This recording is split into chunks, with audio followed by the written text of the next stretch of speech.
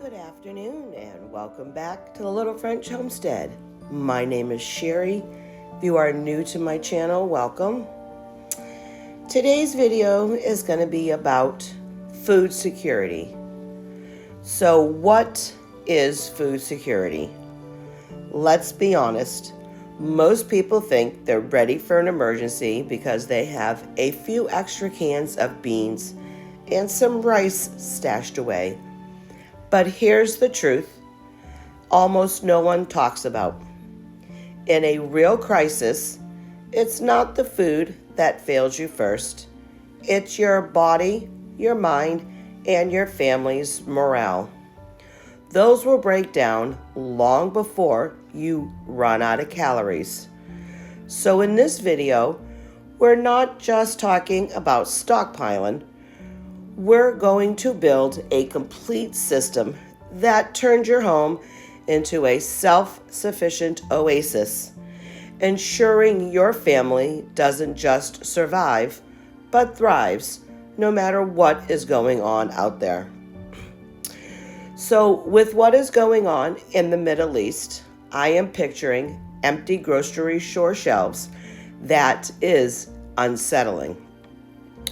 But what is truly terrifying is realizing that your plan wasn't good enough when it's already too late. A pantry filled with random canned goods won't give your family the balanced nutrition that they need to stay healthy and sharp under stress. See, food security isn't about hoarding.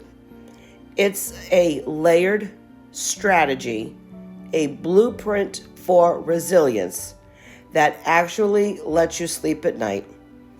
It's about knowing that you have control over your family's most critical need. Today, we are not just preparing for a what if, we're building a lifestyle of independence.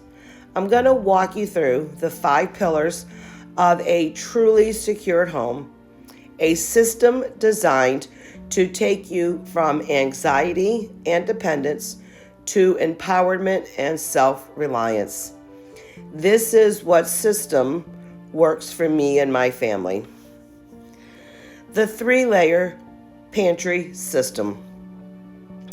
The foundation of a secure home is a smart pantry. And no, I'm not talking about messy cupboards crammed with cans.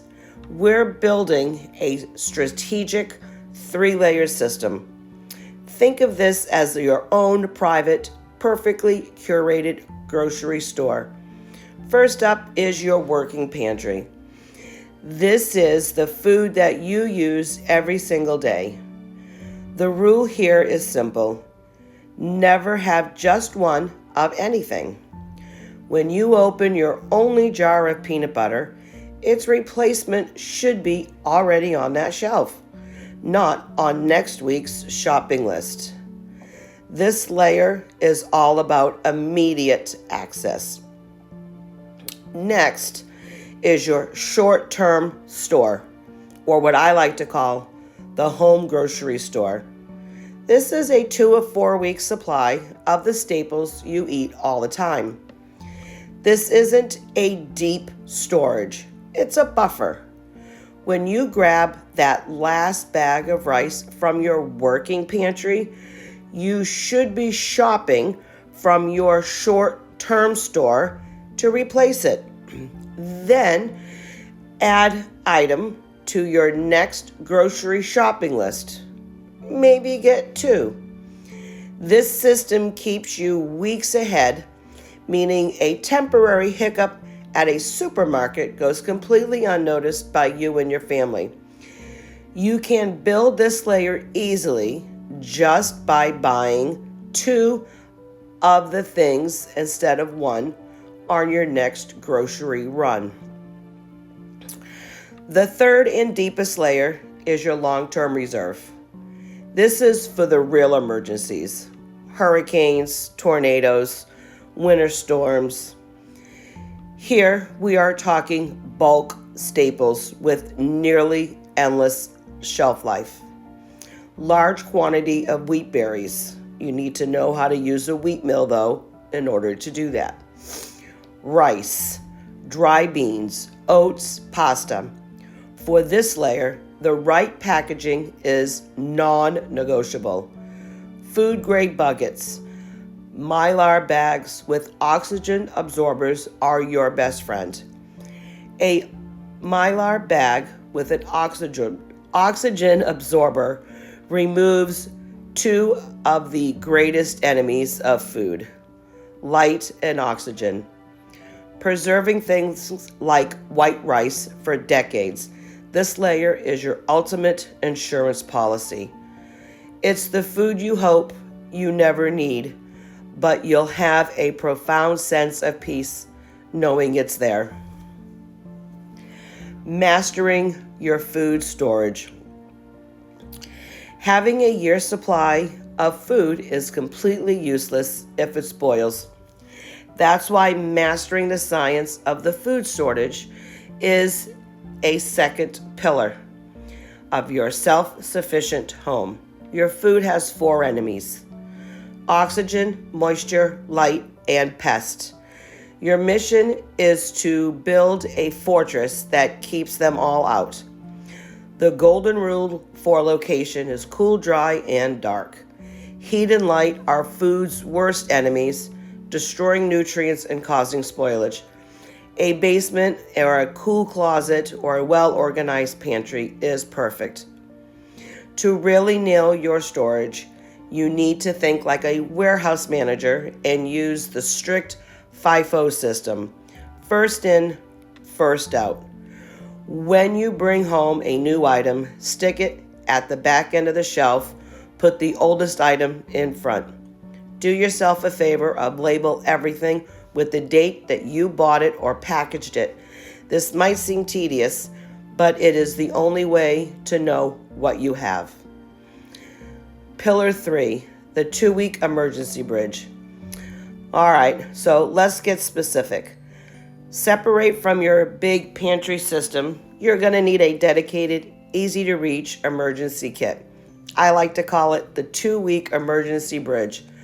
This is for those sudden disruptions where you might lose power or running water. Think of it as your grab-and-go supply. The foods in this kit has to be non-perishable and require 0 cooking and very little water. We're talking ready-to-eat foods. Start by building a 3-day supply, but your goal is to stretch it to 2 to 3 weeks. Your kit should have things like canned tuna, chicken, fruit packed in juices, and ready-to-eat canned vegetables. You'll also want some high-energy foods that give you a physical and mental boost, like peanut butter, chocolate, granola bars, nuts, crackers. And of course, water is the most important part. The rule of thumb is 1 gallon of water per person per day. Store your emergency bridge in a cool, dark place. Maybe a few sturdy portables tubs of water. Pillar 4, becoming a producer, not just an consumer. True self-sufficiency means you create, not just collect. That brings us to our 4th pillar, growing some of your own food. Now, before you tell me you don't have the space or a green thumb, let me be clear. You do not need 50 acres.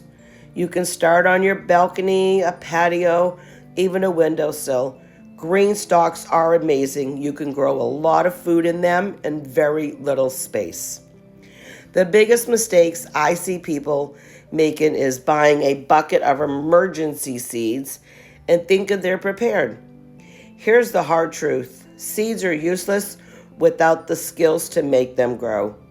Gardening is a skill, and just like anything else, it takes practice. My dad has a small garden and a very green thumb. He grows a lot of beautiful veggies, which you've seen on my channel. I have a very brown thumb. I can grow some things, but not everything I do grows or gives me a lot. I have given myself this year off, and I'm going to try again next year. I need to get better to help my family in the long run. Pillar 5, the lost arts of preservation. Because once you start growing your own food, you're going to run into a wonderful new problem. You're going to have too much. A single zucchini plant can be very aggressive. A good tomato harvest can be very overwhelming. This brings to our 5th and final pillar, mastering the lost art of preservation. Start to learn about water bath canning, pressure canning, pickling, freezing, dehydrating, or drying. Canning your canned preserves can harvest for almost 2 years. You can also can meals like beef stews or soups. So there you have it, the 5 pillars of a truly secured home. The 3-layer pantry that is your own personal grocery store, mastering food storage by defeating its enemies. The week 2 emergency bridge for immediate crisis, becoming a producer even in a small space, and learning the lost art of preservation to make it all last. I would like to say thank you so much for allowing me to come into your home today. If you like this video, please go ahead and click the like button, share, but most importantly, go ahead and subscribe. Place those comments down in the description box down below. I always love to hear what you guys say. And over the last several videos, you guys have been building up a very unique community among some of my subscribers. And I love how you all interact with each other. Make sure you go ahead and click that notification button. You really want to make sure that you are available to receive all of my new and updated content. I am going to try to put out a little bit more content like these that I've been doing. I have been noticing that a lot of you really enjoy these, and I get comments on thanking people for showing them how to go ahead and do this. And then I also get people thanking me for some of these videos that maybe they didn't quite know.